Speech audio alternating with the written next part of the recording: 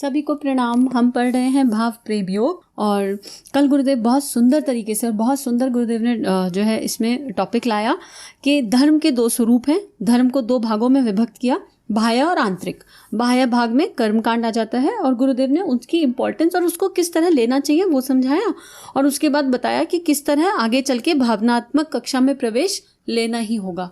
तो आइए हम सब पूरे दिल से, अंतःकरण से, संपूर्ण विश्व के लिए प्रार्थना करते हैं कि हम सब कर्मकांड के सही स्वरूप को समझें, अध्यात्म के सही स्वरूप को समझें और रिलीजियस ना होकर स्पिरिचुअलिटी की ओर बढ़ें। ये प्रार्थना करते हैं और हमारे भीतर वो भाव जागृत हो कि हम चाहे 5 मिनट करें, चाहे 15 मिनट और चाहे 50, लेकिन डूब के करें, उस परमात्मा में डूब के प्रार्थना करें।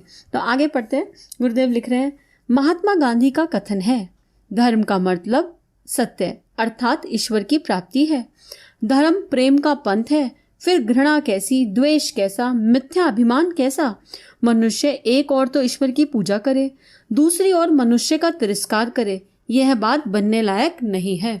तो अगर हम भगवान की पूजा करते हैं तो हम किसी दूसरे मनुष्य का अपमान नहीं कर सकते, उससे घृणा राग द्वेष नहीं कर सकते, क्योंकि हम सब उसी परमात्म चेतना के अंश हैं। हम सब वही हैं, बस स्मृति भंग हो गई, भूल गए। मनुष्य दूसरों को नैतिक उपदेश तो देता रहे तो उससे किसी का काम नहीं बनता। समय पर सहायता देना, मुश्किलें और कठिनाइयां दूर करना उपदेश देने की अपेक्षा अधिक उपयोगी है। इसी से किसी को कुछ ठोस लाभ प्राप्त हो सकता है। यही ईश्वर की सच्ची पूजा है। गुरुदेव क्यों लिख रहे हैं, मुझे क्यों पढ़ा रहे हैं? गुरुदेव लिख रहे हैं कि खाली वाणी से बात नहीं बनेगी, खाली उपदेश देने से बात नहीं बनेगी, जीवन में उतारना पड़ेगा। और जब समय है किसी को तो उस समय सहायता दीजिए। कोई मुश्किल में है, कठिनाई में है, तो उसकी अपनी क्षमता के अनुसार उसकी सहायता कीजिए और अपनी क्षमता को आंकिए, चेक करिए क्या है और उसके अनुसार कोशिश कीजिए कि किसी के कुछ काम आ सके। और वही तभी सच्चा अध्यात्म जो है घटित होगा भीतर, और वही ईश्वर की सच्ची पूजा होगी। और यहाँ गुरुदेव एक एग्जाम्पल बता रहे हैं। किसी तालाब में एक बालक डूब रहा था। दैव योग से उसके अध्यापक उधर से गुजरे। बालक को डूबता हुआ देखकर सीढ़ियों पर खड़े होकर डांटने लगे, क्यों रे, मैंने तो मना किया था, गहरे पानी में नहीं उतरना चाहिए, फिर तू क्यों गहरे पानी में कूदा? भले आदमी, पहले तैरना सीख लेता तब गहरे पानी में जाता। अध्यापक ना जाने कब तक उपदेश जारी रखते, तभी एक किसान पानी में कूदा और बालक को बाहर निकाल लाया। किसान बोला, पंडित जी, उपदेश स्कूल में दिए जाते हैं, यहाँ तो बच्चे को डूबने से बचाने की आवश्यकता थी। बहुत ही सुंदर एग्जाम्पल, सरल एग्जाम्पल से गुरुदेव बता रहे हैं। और यहाँ एक चीज़ और मैंने साहित्य में गुरुदेव की पढ़ी थी और फील भी किया कि जिस चीज़ में हम स्थित हो जाते हैं ना, उसका अंतर ज़्यादा पड़ता है। जैसे अगर मान लो आपके जीवन में कोई एक पर्टिकुलर प्रैक्टिस है जो आप बहुत सालों से करते आ रहे हो, तो जब आप किसी को उसके बारे में बोलोगे तो वो आपके एक्सपीरियंस से आएगी, आपके अंतःकरण से आएगी और वो उसमें उस परम चेतना का स्पर्श होगा, तो वो सामने वाले को एकदम से समझ में आ जाएगी जल्दी। लेकिन अगर कोई काम हम खुद नहीं कर पाए, अभ्यासरत, प्रैक्टिस में नहीं आ पा रहा है और फिर हम किसी को वो बात बोलने लगे, तो वो किसी के हृदय को स्पर्श नहीं करेगी, वो ऊपर से एकदम जूम करके ऊपर से निकल जाएगी। तो इसीलिए गुरुदेव हर जगह आत्मनिर्माण की बात करते हैं कि अपने अभ्यास में ले आओ और फिर ऑटोमेटिक वो निकलेगा भाव, अंदर से निकलेगा वो भाव। तो ये हमें चेक करने की ज़रूरत है। पर ये स्टोरी बहुत अच्छी थी, एक रिमाइंडर है ये मेरे लिए भी, सबके लिए भी। आगे लिख रहे हैं, बेचारे अध्यापक की तरह उपदेशकर्ताओं की आज कमी नहीं। ऐसे धर्म भी बहुत हैं जिनमें उपदेश और शिक्षाओं से किताबें की किताबें भरी पड़ी हैं। जगह जगह धार्मिक सभाएं भी खूब होती हैं, पर सामान्य जनों के लिए उपदेश का कोई प्रभाव नहीं होता। और तो और पोथीधारी पंडित भी व्यवहारिक तथ्यों का अनुशीलन नहीं कर पाते।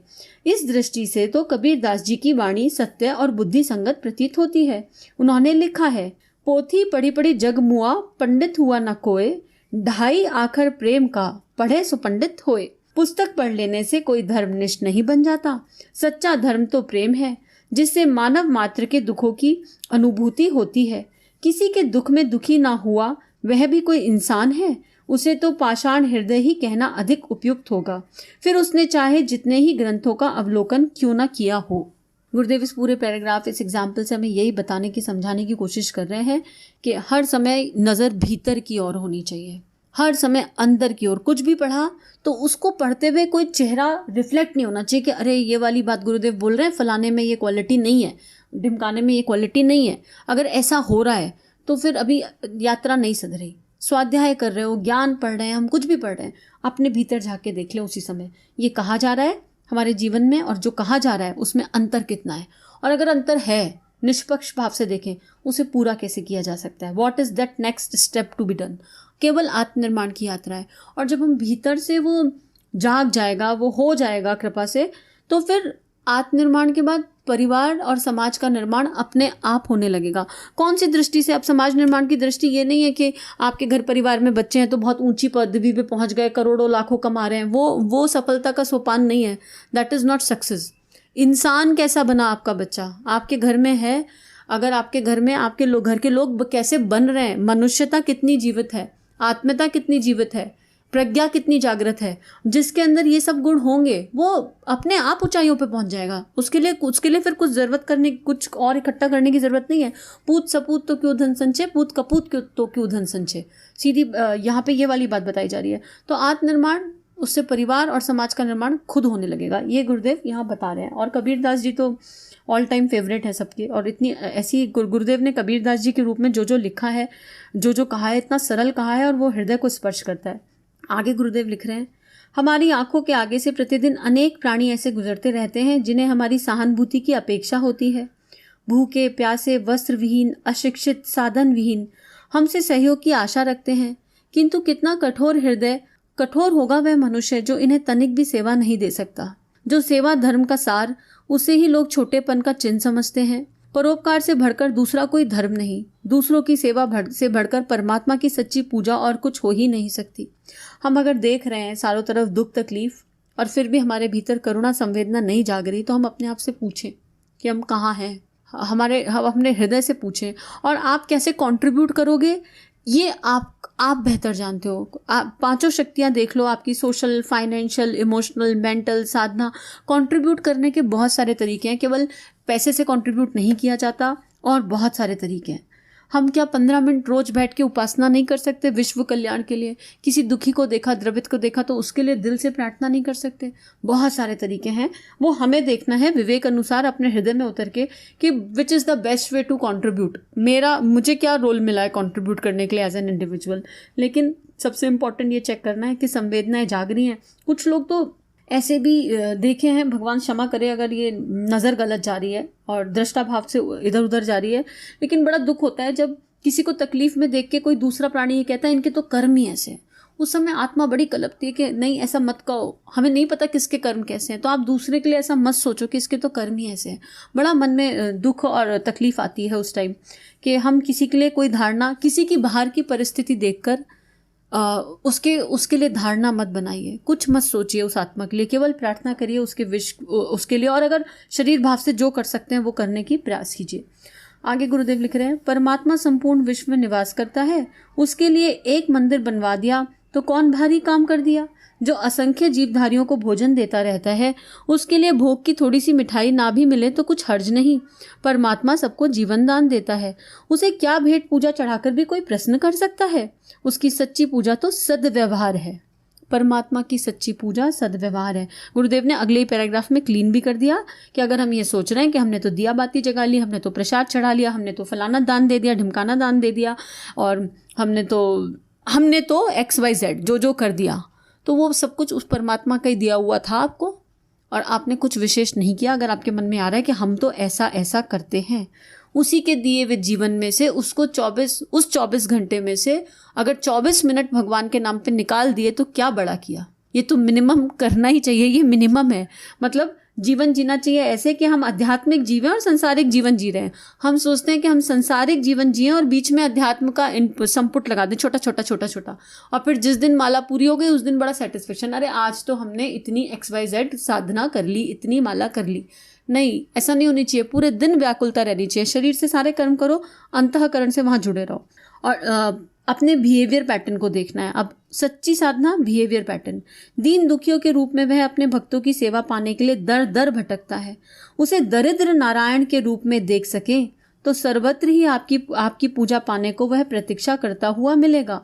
पीड़ित और पिछड़े हुए मनुष्यों के लिए प्रेम और सद्भावना पूर्वक कुछ सहयोग दे दिया जाए तो उससे अपने को जो आंतरिक उल्लास और आह्लाद मिलता है वह परमात्मा का बधाई का संदेश नहीं तो और क्या है।